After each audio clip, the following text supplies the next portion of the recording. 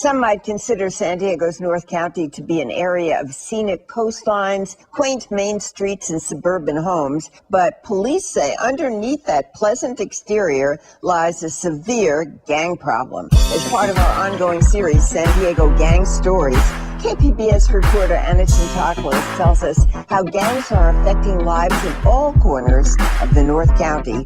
The story begins in Oceanside. I'm a true gangster. Some niggas are pranksters. Some niggas be actors. But I am a factor. Put that on my Chuck Taylor. I get my paper, but you got to savor. But I'm a true gangster. Gangster. Me step out to me Cadillac with my chops sliced up. Blue rag in my left pocket and my gun tuck. Pussy the tester done man, you can get one buck. Bullet it up in 5, I say man I'ma get stuck. The gang bang on the left coast and I go free. Some come up on vacation, they don't talk on this spree. The liquor looks and all the wood them not play. West Coast, South Oanside. We got Babee Loc that we over here interviewing right now. Y'all go ahead and pay homage, respect. We want to go ahead and tell you a little bit about the man, the background, the music that he be putting out, and give y'all a little bit of insight on what he be doing. Babee Loc, go ahead and tell the people, how did you get started? Where you originally come from, man? Let them know.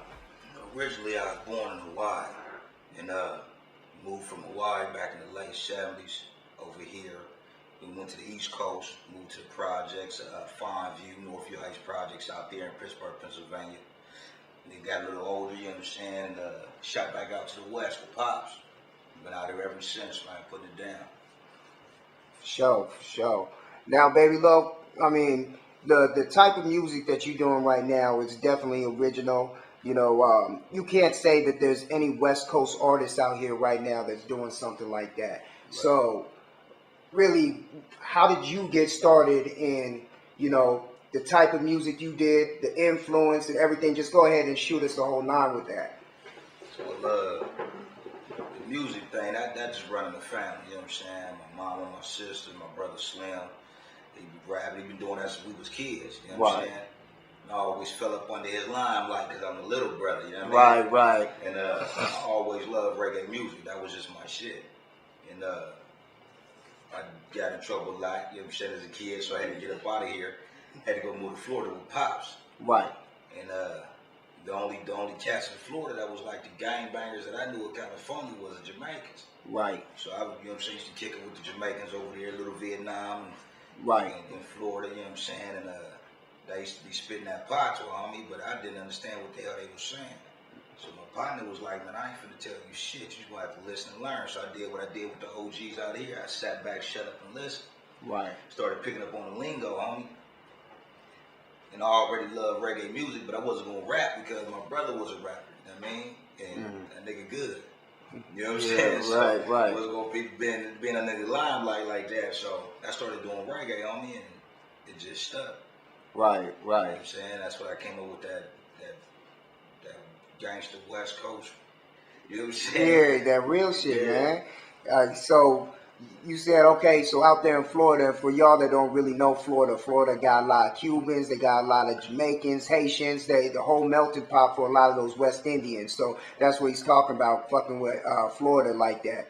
But when you came back out here on the West Coast, did you come back to Oakside after that? Yeah, okay. Come back home. Yeah. I can't stay gone too long, man. So how would people, would you say was people right away real receptive to the style? They was receptive of it because of, you know what I'm saying, who a nigga was. So right. It was like, okay, and it was different. So they was like, nigga, how the fuck you know how to do that shit? Right. So it was really like a shock, like, okay, that shit kind of cool. Then a nigga, you know what I'm saying, refined his craft and was doing it, you know what I'm saying? So nigga got a little good at it. Right. Everybody was tripping, like, damn, okay. But I wasn't serious about it. Right. But all the homies, you know what I'm saying, around the O and everything wanted to get me on some tracks and shit. And I was like, all right, I'll do it, but I wasn't putting my all into it. You know right. But they was receptive of it, homie. They was like, damn, cuz, that shit kind of hard. Right, you know right. Once I built my own confidence up and started thinking I could do it my damn self, that's when I went on here and officially got solid with it and took off with it. So what I hear really happened to be the game changer to really throw your career into full throttle? In the full throttle? Well, first, I did an album for Thump Records back in '95. You know what I'm saying? And this whole little the industry shit, they fucked me out, my money, all that. So I left the music alone. And then my brother got locked up 5 years ago. You know what I'm saying? Some rat ass niggas ratted him out. You know what I'm saying? So cuz got a gang of time. Well, he was finna take off in his music career. You know what I'm saying? So when my big brother got locked, I wanted to keep cuz name, you know what I'm saying, relevant. So I said, I'm gonna go ahead and do my music thing, try to get a couple albums or records with him on them to keep his name out there till he get out, because that's what he really wanted. You know what I'm saying? So that's what actually the initial thing that made me get serious with the music was my brother getting locked up, knowing that that was his dream of what he wanted to do. So I'm just trying to ride this out till he get out. If he still want to do it, I'm gonna have that for him. You know what I mean? Right, So right. that's what initially made me get it cracking. Right, right. How did you go ahead and, because right now you got your own little entertainment company and clothing company too. How did Bangola come up into the mix with you doing the reggae, you doing the music, and now you coming with that? Well, originally, you know, on his West Coast gang shit, originally my record label and everything was called Sidewalk Chalk. You know what I'm saying? Right, right. But once I started thinking business, I was like, that's not broad enough. You know what I'm saying? I'm being limited to just this hood shit. So I changed it up, and the first record that me and my brother ever got on, you know what I'm saying, I titled it Bangola. You know what I'm saying? You know, California, we play with words. You know what I'm saying? So me and my brother, we always change little words up, flip it up, so I made Bangola. You know what I'm saying? That's like some horror shit. Right. And that's the first track me and my brother ever got on. He been rapping for years. I've been doing my thing. That's the first time we came together. Okay. So to pay homage to my brother, I was like, okay, well, the record is called Bangola. I'm going to name the album Bangola. Right. You know what I'm saying? I always wanted to do my clothing line, so boom, that's how we came with the Bangola music group and the Bangola clothing, all because of that. You know what I'm saying? Because of my big brother, pretty much. Okay, okay. Yeah, so right now what a lot of people, they don't know that you probably right now one of the newest artists that came along with the legendary the legendary music pioneer on the West Coast known as Kokane. Yeah. And right now, for y'all that don't know it, you watching an exclusive, very first exclusive interview with Babee Loc right before he even blow in the game. And right now he's fucking with Kokane. Tell us how that whole thing even came about. First off, I met Coke through my little homeboy, Rain. He another old side rapper, you know what I'm saying, I've been knowing for years, one of the young homies. I met Coke at his house one day when they was doing their album back in the day. This was like 8 years ago. And from that day, me and Coke clicked. I spit a little something just on some humbug. And Coke was like, man, that shit go, homie. You should pursue that. So for the first 7 years of me and Coke's relationship, you know what I'm saying, we wasn't on no music. It was on some uplifting shit, you know what I'm saying? I was going through some hard times, cuz went through some hard times. It was always, you know what I'm saying, God bless you, big homie, you know what I'm saying? And hope everything good with you feel me? Well, I just decided last year, homie, 2011, said, fuck it, man, I'm gonna just get serious with this music, homie. So I called Coke, was like, hey, homie, I'm serious with my music now, man, so I want you to do a record with me, you know what I'm saying? He was like, well, when you get back to California, because I was gone for a couple months. So when you get back to California, hit me up. Cuz stay true to his word, homie, and I hit him up. We did that first record together. Right after we did that first record, he was like, nigga, we gotta keep it cracking, let's get another one. And I had my own shit then. So that's when we did the Bangola record with me, Kokane, and my brother Slim. After that, Coke just extended his hand like, check this out, homie. I'm gonna extend my hand to you, you know what I'm saying, to do this Buddy Boy entertainment project. That's his record label. See what I'm saying? I ain't no dummy. You know what I'm saying? Mm-hmm. So I was like, shit, Kokane, man. One of the West Coast originals? Oh, cuz I'm on that. Don't even worry about it. What's happening? Let's get it cracking. Ever since then, homie, he been doing it. Right. You know what I'm saying? He been lacing my chucks till the ankle swell up, homie. Right. You know what I'm saying? Who else better to come up under than Kokane? He brought him out. Right. You know what I'm saying? Right. They pioneers of the West Coast. They made all this happen without iced tea, and then. Yeah, he was under Ruthless, right? Yeah. Yeah, Kokane was. Yeah, the Butter Law, you know what I'm saying? Yeah. It was the G homies, Cosmos One, you know what I'm saying? Yeah. That's all they aired back then, homie. So if it wasn't for them, man, this shit wouldn't crack off the way it is. I wouldn't be sitting right here. I might, but it'd be under my own shit without no guidance. You know what I mean? So, Right. So I mean, right now, you see that you got a lot of indie artists trying to get in the game right now. A lot of artists doing a lot of renditions of what's already out there. I mean, from your perspective of now coming under a label of somebody that's doing his things as big as Kokane, what would you say is some of the things that some of these indie artists could try to do to get more leverage in trying to get in the game? Well, first off, I would tell them, you know what I mean, just be you. You know what I'm saying? Don't try to be nobody else, because they already did it. You know what I'm saying? Just be you. And different is good. You know what I'm saying? New is good. You know what I mean? Nobody was doing it on the West Coast until Easy and them did it. You know what I mean? It was new. We followed that. Kokane, one of the hardest hook niggas in the world. You know what I'm saying? Can't nobody do what Kokane do. That's what you want. You want to be somebody that can't nobody be, but try to emulate. You know what I mean? Like with me. I mean, I'm not the best nigga out there. I'm the best at what I do because it's what I do. You know what I mean? I got the West Coast Gangster Reggae. That's what I call it. You know what I mean?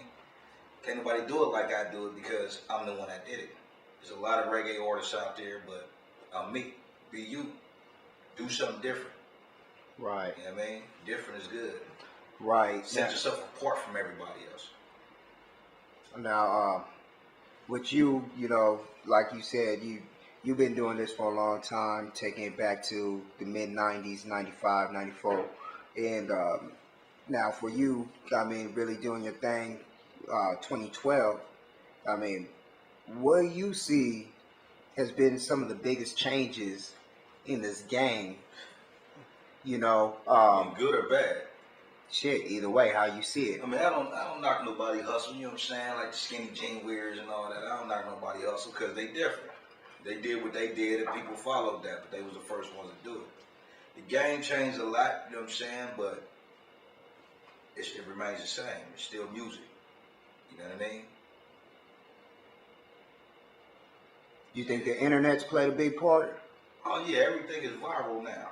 You could reach broader audiences now. You know what I mean? You could put a record on YouTube and that shit be in Japan tomorrow. You know what I'm saying? Before you would have to ship records out there and do all type of networking with everybody. Now you put that shit up on Twitter or Facebook and your friend hit that and they friend hit that. That shit is in Australia somewhere. You know what I mean? So the internet is playing a big role. And that's pretty much like the way to go, really. That's what I see. I like to control my own business. Right. You know what I'm saying? I like to be my own CEO. Right. You know what I mean? That way I can do what I want to do, how I want to do it. Right. And make it work. Right. How important do you think it is for an artist probably to get their internet presence along with still being able to give people something in the street?